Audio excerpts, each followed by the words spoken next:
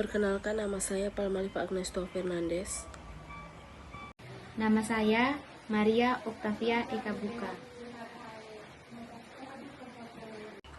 Pendahuluan, perkembangan perusahaan di Indonesia saat ini semakin berkembang pesat. Sejalan dengan semakin banyaknya kebutuhan masyarakat itu sendiri, perusahaan merupakan suatu organisasi yang melakukan kegiatan usahanya dengan menggunakan sumber daya berupa bahan baku dan tenaga kerja untuk menghasilkan barang atau jasa yang akan digunakan oleh masyarakat. Perusahaan didirikan dengan maksud untuk mencapai tujuan-tujuan tertentu. Akan tetapi sebagian besar perusahaan mempunyai tujuan yang sama, yaitu memaksimalkan laba. Pada umumnya, perusahaan dibagi menjadi 3 jenis, diantaranya perusahaan manufaktur, perusahaan dagang, dan perusahaan jasa. Selama ini keberadaan perusahaan dianggap memberikan banyak keuntungan bagi masyarakat sekitar maupun masyarakat pada umumnya. Selain dapat memenuhi kebutuhan hidup mereka, perusahaan juga berfungsi sebagai sarana penyedia lapangan pekerjaan bagi mereka yang membutuhkan. Perusahaan juga memiliki dampak bagi lingkungan berupa polusi udara, polusi suara. Dwi Febrisa tahun 2014 menyatakan bahwa industri kecil juga mampu menghasilkan limbah dengan jumlah yang besar.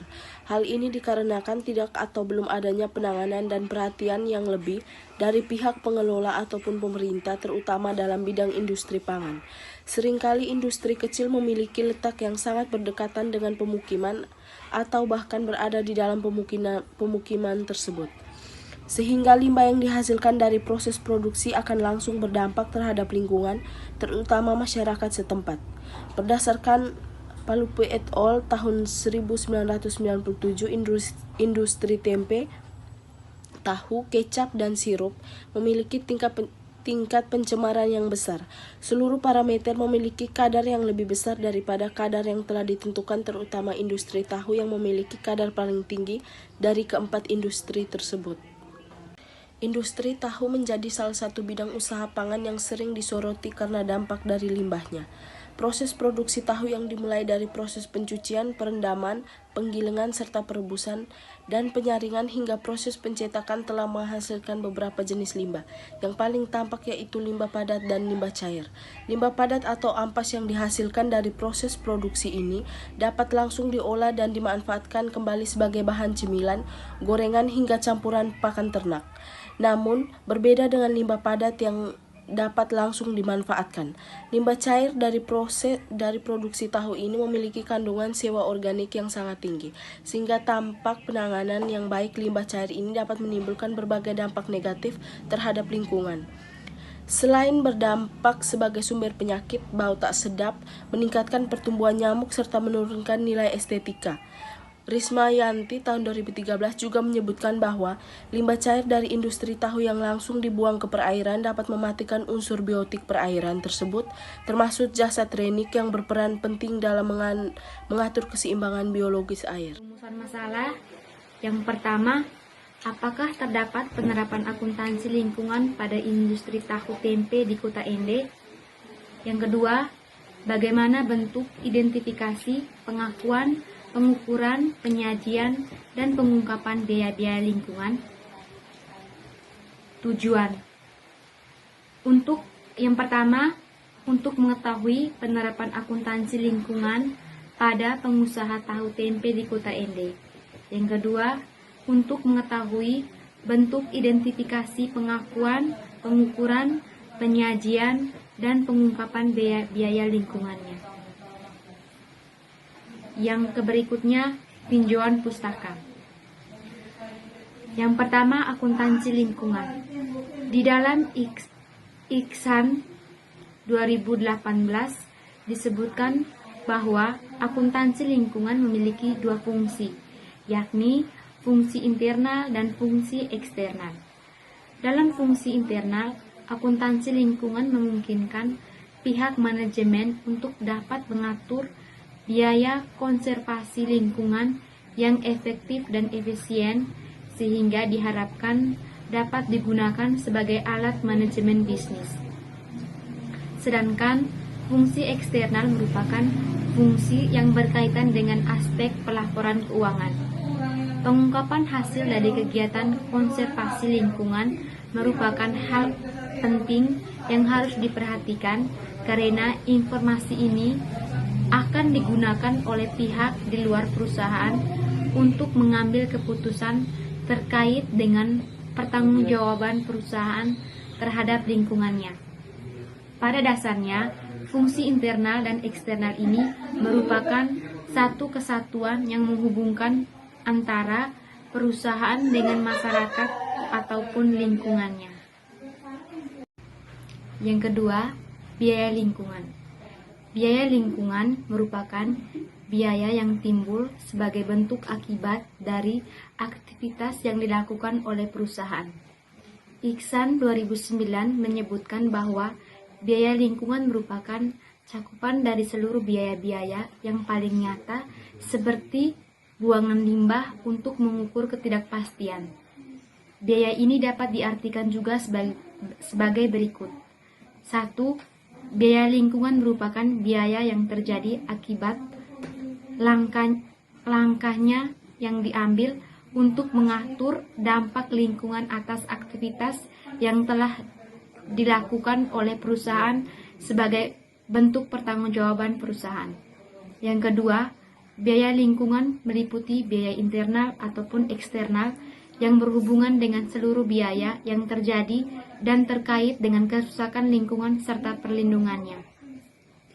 Yang ketiga, biaya lingkungan adalah pemakaian sumber daya disebabkan atau dipandu dengan usaha-usaha untuk mencegah atau mengurangi barang sisa dan polusi, mematuhi regulasi lingkungan dan kebijakan perusahaan, kegagalan memenuhi regulasi dan kebijakan lingkungan. Hasil dan pembahasan. Hasil data. Hasil penelitian ini diperoleh melalui teknik wawancara. Pabrik industri tahu tempe Krakatau merupakan pabrik penghasil tahu tempe milik Bapak Sofian Effendi yang berada di Jalan Gatot Subroto, Lorong PLTD, Kelurahan Motapaga, Kabupaten Ende. Pabrik ini telah terdiri sejak tahun 2015 dengan nama Malan Karya atau Krakatau. Proses produksi tahu di pabrik Krakatau ini menghasilkan polusi dan limbah, di antaranya polusi suara dari mesin giling, limbah padat berupa empas, limbah dan gas berupa sisa gas buangan pembakaran, serta limbah cair dari air bekas cucian.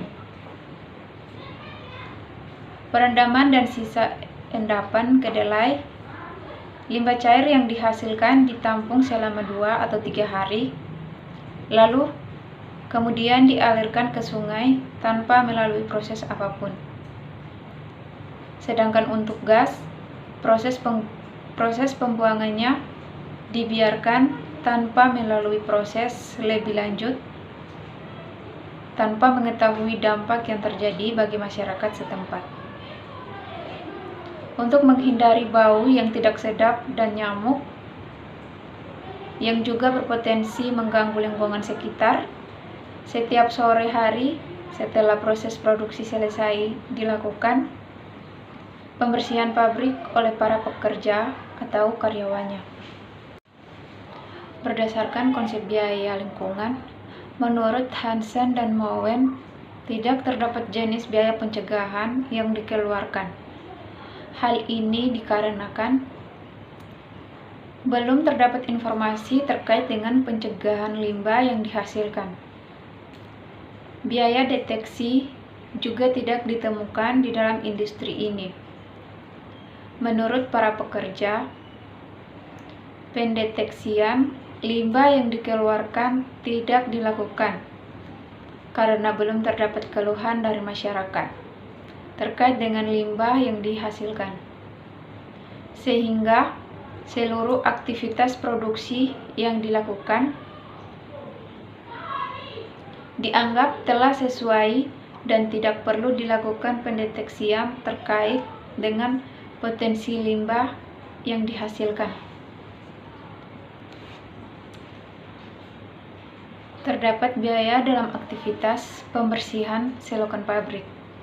Berdasarkan keterangan para pekerjanya, lingkungan sekitar limbah cair dialirkan ke sungai berpotensi bau tidak sedap dan juga dapat mempercepat pertumbuhan nyamuk sehingga perlu dibersihkan agar alirannya lancar dan tidak terjadi endapan. Dari keterangan tersebut, maka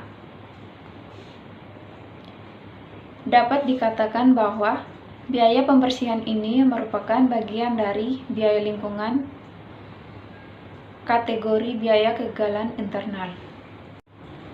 Metode penelitian. Yang pertama, jenis dan sumber data. Penelitian ini merupakan penelitian kualitatif, yaitu pengamatannya dilakukan secara umum. Terkait dengan objek penelitian yang dilakukan, datanya bersifat primer dan non-angka yang diperoleh melalui wawancara dengan pemilik atau para pekerja dari pabrik tersebut. Lokasi penelitian ini, pabrik tahu tempe Krakatau berlokasi di Jalan Gatot Subroto, Kelurahan Mutapaga, Kabupaten Ende.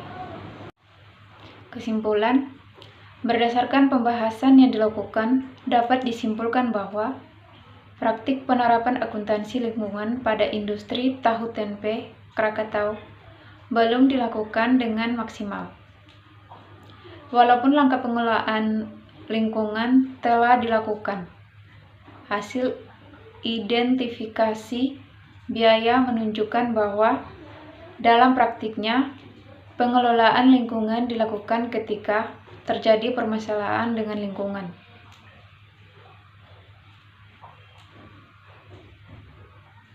Belum terdapat langkah untuk melakukan pencegahan serta deteksi terkait dengan limbah yang dihasilkan. Hal ini dikarenakan selama ini belum terdapat keluhan dari masyarakat ataupun dinas terkait, sehingga pelaku industri tahu tempe Krakatau menganggap langkah pengelolaan limbah yang dilakukan sudah cukup dan sesuai. Hal ini juga terlihat dari tidak adanya biaya kegagalan eksternal yang dikeluarkan. Tidak adanya keluhan dari masyarakat serta dinas yang bersangkutan juga menunjukkan bahwa kepatuhan industri tahu tempe Krakatau terkait dengan Undang-Undang Nomor 32 Tahun 2019 tentang pengelolaan limbah produksi. Saran, peneliti menyadari bahwa terdapat banyak kekurangan dalam penelitian ini, sehingga peneliti menyarankan kepada berbagai pihak yang memiliki kepentingan dengan hasil penelitian ini sebagai berikut. Yang pertama, bagi peneliti selanjutnya, diharapkan dapat menggali informasi lebih dalam terkait dengan biaya lingkungan ini. Waktu yang lebih panjang memungkinkan penelitian selanjutnya untuk mendapatkan pemahaman atas informasi yang kurang memadai. Yang kedua, bagi perusahaan.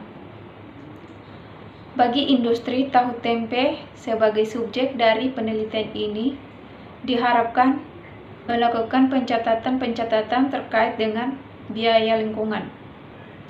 Hal ini dapat dimanfaatkan sebagai alat untuk melakukan pengelolaan lingkungan industri sehingga dapat diperoleh alokasi biaya lingkungan yang efektif serta sebagai sarana komunikasi dengan masyarakat terkait dengan tanggung jawab industri dan lingkungannya.